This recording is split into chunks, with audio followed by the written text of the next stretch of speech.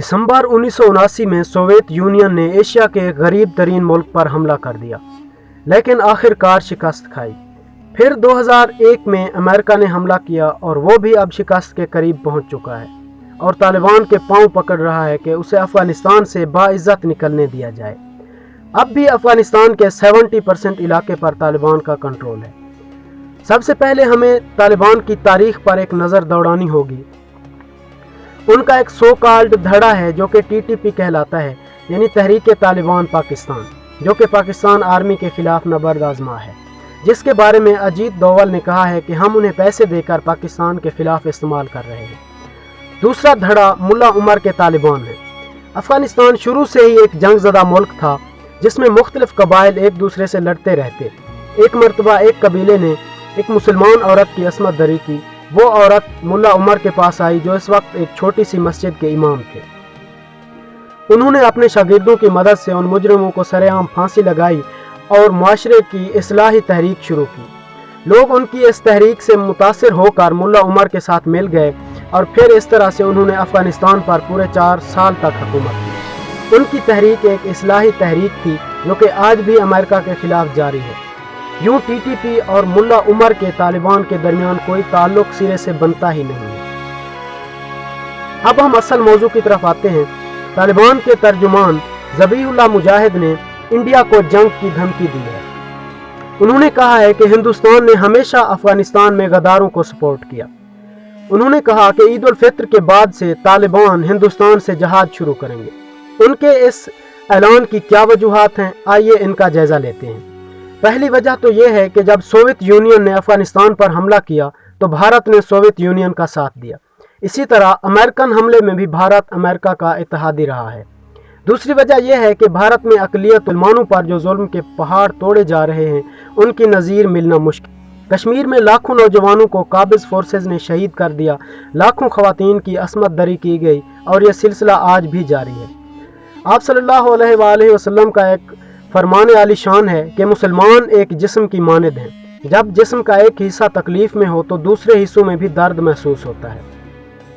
तालिबान ने भी कश्मीरियों के इस दर्द को महसूस किया और उन्होंने इस बेसर व सामानी के आलम में भी जहाद का ऐलान करके मुसलमान ममालिक के बेगैरत हुक्मरानों की गैरत को ललकारा है। अगर देखा जाए तो ये सिर्फ मुसलमान हुक्मरान ही हैं जिन्होंने उम्मत मुस्लिमा को बिखेर के रखा है, वरना उम्मत मुस्लिमा आज भी मुत्तहद है।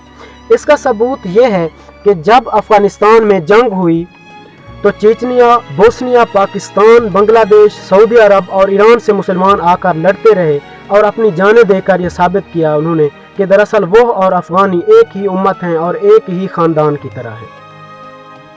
अफगानिस्तान से अमेरिका की जिल्लत आमेज़ पसपाई के बाद एशिया में एक नई ताकत वजूद में आ रही है जिसका तज़किरा नबी आखिरुज़्ज़मान ने भी अपनी अहादीस में फरमाया है।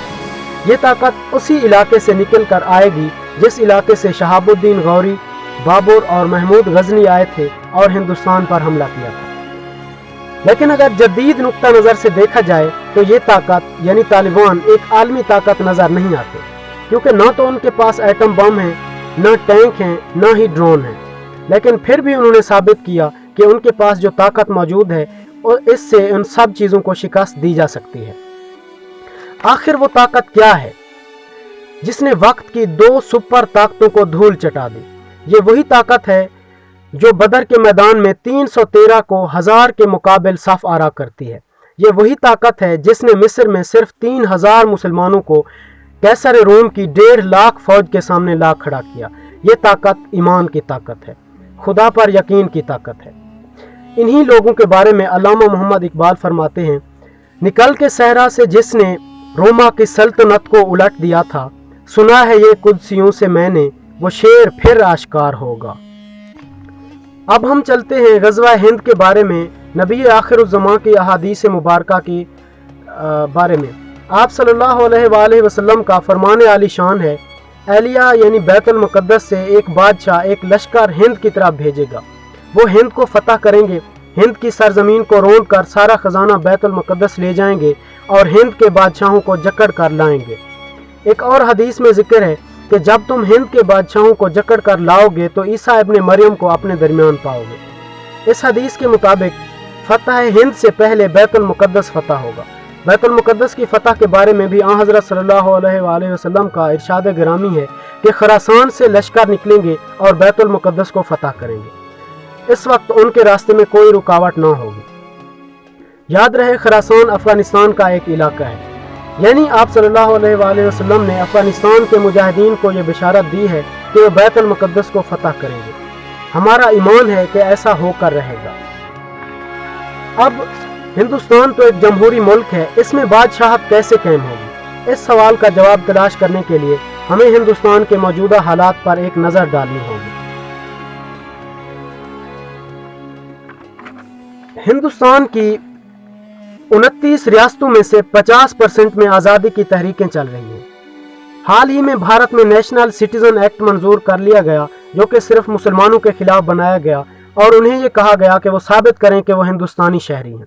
अब खेल ये खेला जाएगा कि बीजेपी और आरएसएस जैसी जनूनी तंजीमें हिंदुस्तानी लोकसभा में अक्सरियत हासिल करेंगी और जो कानून वो मंजूर कराना चाहें वो मंजूर करा लेंगी। नेशनल सिटीजन एक्ट के जरिए तमाम मुसलमानों को अफगानिस्तान, पाकिस्तान, ईरान और बांग्लादेश ये कहकर भेजा जाएगा कि तुम हिंदुस्तानी शहरी नहीं हो। इस कानून की रूह से मुस्लिम ममालिक के हिंदुओं को हिंदुस्तान में पनाह दी जाएगी और इस तरह हिंदुस्तान अपने असल की तरफ लौट जाएगा और उस पर जनूनी हिंदू हुकूमत कायम हो जाएगी, जो कि एक बादशाहत की तरह होगी। मुतासब हिंदुओं का अब यह मिशन है कि हिंदुस्तानी परचम तिरंगा को, जो कि अकलियतों की भी नुमाइंदगी करता है, उसे ख़त्म कर दिया जाए और बिल्कुल पीले रंग का एक झंडा हिंदुस्तान का झंडा होगा और उसे फ़रोग़ दिया जाए। आजकल सोशल मीडिया पर भी इस झंडे की तशहीर जारी है। हिंदुओं के मजालिम से मुसलमान जहाद शुरू करेंगे। याद रहे, इस वक्त 25 करोड़ मुसलमान भारत में मौजूद हैं। इनमें से अगर 50,000 भी जहाद करें तो भारत को नाकू चने चबवा सकते हैं। ऐन उसी वक्त बैतुल मुक़द्दस से भी मुसलमान हिंदुस्तान पर हमला करेंगे। इसी तरह हिंदुस्तान बहुत सी रियासतों में टूट जाएगा।